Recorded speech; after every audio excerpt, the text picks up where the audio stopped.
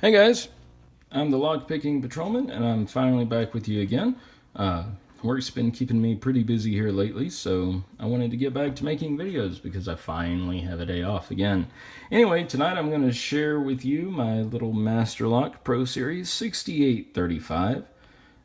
Picked this guy up off of eBay. He's obviously been used and numbered into somebody's system. Nice little lock, pretty little Big Bird yellow. Matches my rubber ducky.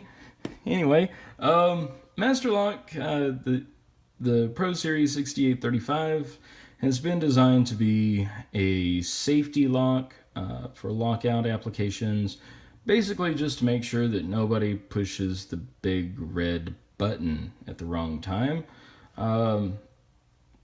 or for other low security applications, lockers, etc. However, in the log sport community, it's become rather ironic because this series, and also the other true Masterlock tagouts, there's the bitting you can see on the key. These locks actually contain probably some of the best cores that Master makes because they have spool pins and serrated pins, and I don't think we found any chicken bones or magic wands in these pins before. Anyway, so let's go ahead and get this thing picked open. They're not really that hard to pick. And for somebody who's starting to learn how to pick serrated pins in padlocks, these are really, really great training locks. So we'll come in here, pin 1's loose, 2's loose, 3's loose, 4, got a good click off of 4, reach right behind 4, click off of 5, 2 clicks off of 5. And can I get a click off of 1? No. Click off of 2? Yes, and an even deeper false set. Alright, now let's try for pin number 1. Can I get a click off of 1? Going once, going twice. I got a click off of 1, but I lost my false set. Did I underset them or overset them? There we go. Overset 1, and we're open. Alright, so let me adjust the camera down just a little bit. So the hardest thing that I've had about this guy is I've not gutted him before.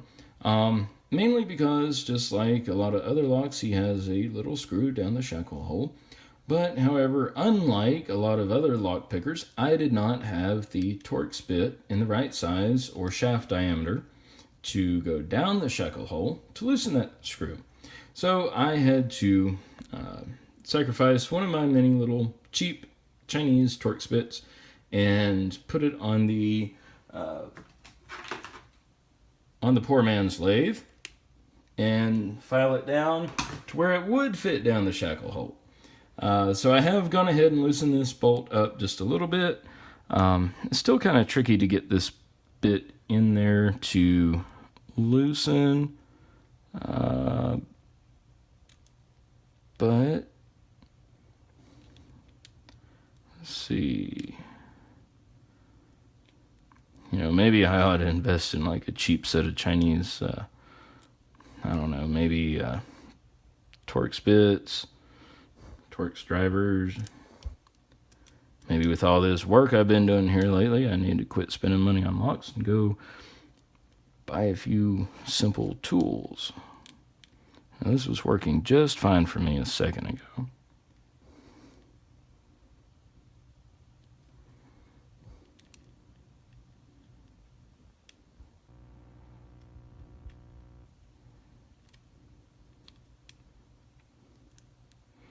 Let me hold that end cap in there.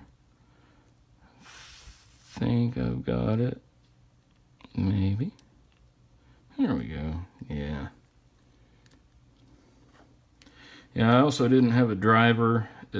Well, actually I had several drivers, but the ends were magnetic, so it would pick this up, and it would be about that much too short to actually connect with the little screw that's in there. Alright. Here's the end plate. And here's the core.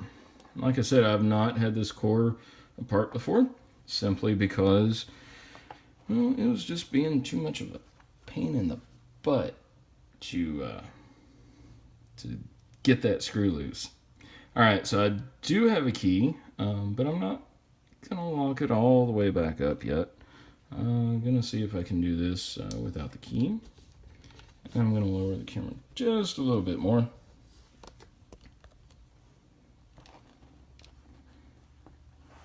I'm also getting used to this new desktop background.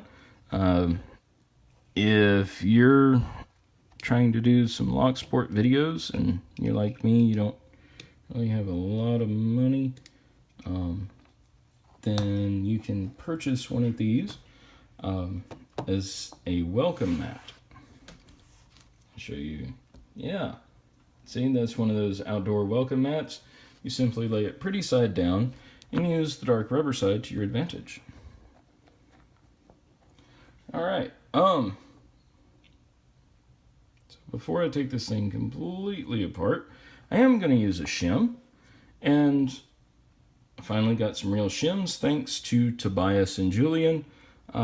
Their little video the other day showed how you can find these shims readily available.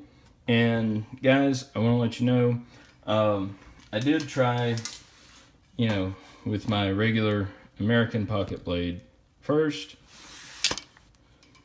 and then I moved to my American toothpick, but finally I had to use the little tiny blade on my multi-tool and go the European way.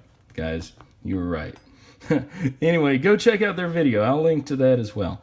But I'm gonna put this shim in here now, just so I don't lose anything or really screw anything up too badly. Been spending a lot of time putting locks back together that I've picked and gutted.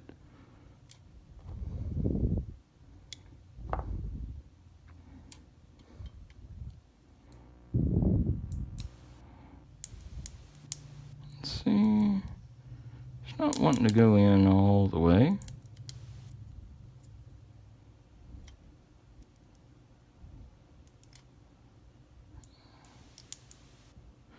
Well, let's try it like this. Okay.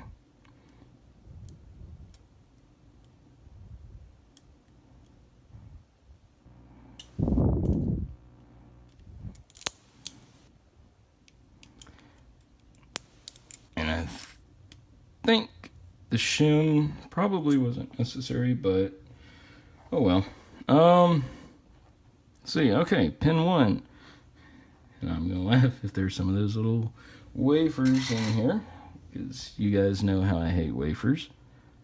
That's why I've been spending a lot of time trying to put locks back together. There's pin 1, pin 2,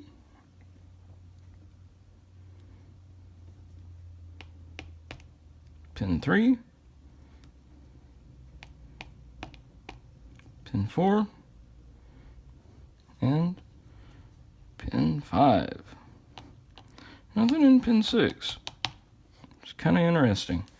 A lot of people that I've seen pick these locks and gut them before have found them to be pinned up to 6 pins. The key also would let you pin it up to 6.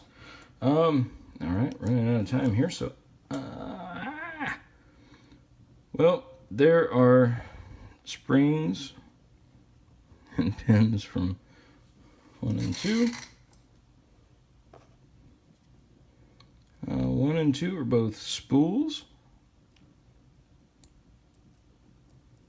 Little tiny copper springs.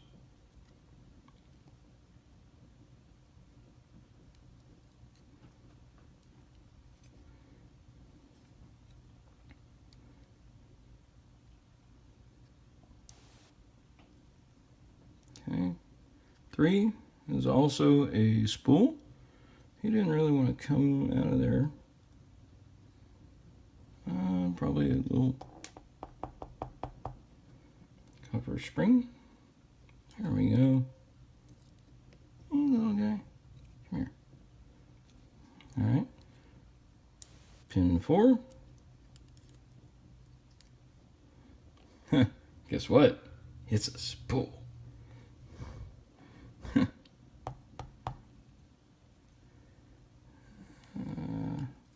just going to leave that spring in there for now. Grab pin 5, which is a very lightly serrated. Very, very lightly serrated. There. These other little guys for the springs. And there you guys go. You can see that. Hope you enjoy it. Sorry it took almost 11 minutes. Anyway, please remember to not pick any locks that don't belong to you. Please do remember to hit like. Please don't pick any locks that are currently in use. And please do click subscribe. All right, guys, have a great night.